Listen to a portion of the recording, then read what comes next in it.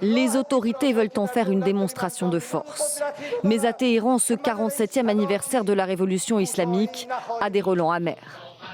Malgré la foule, le pays reste traumatisé par la répression féroce qui s'est abattue sur les manifestants anti-gouvernement il y a un peu plus d'un mois.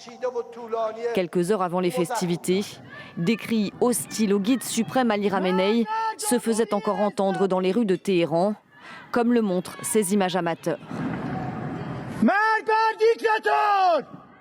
Dans ce contexte et malgré les condamnations internationales, le régime entend montrer qu'il tient bon. Notre pays, l'Iran, ne cédera pas à leurs demandes excessives.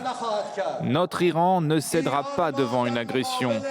Mais nous continuons le dialogue de toutes nos forces avec les pays voisins afin d'instaurer la paix et la tranquillité dans la région.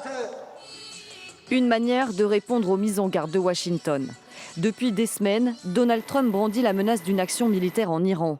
Une flotte américaine a été déployée dans le Golfe et un second porte-avions pourrait rejoindre la région.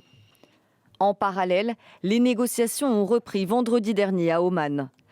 Une première depuis les frappes israéliennes et américaines de juin 2025 en Iran. Nous avons en ce moment une immense flottille qui est en route vers l'Iran. Nous verrons bien ce qui se passe. Je pense qu'ils veulent conclure un accord. Je pense qu'ils seraient fous s'ils ne voulaient pas.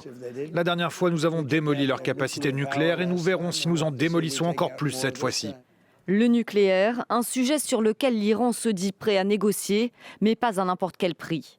Téhéran continue de marteler son droit à enrichir l'uranium à des fins civiles, alors que les pays occidentaux et Israël l'accusent de chercher à se doter de la bombe atomique. Pour Donald Trump, tout accord devra mentionner le programme nucléaire, mais aussi aborder la question des stocks de missiles balistiques iraniens.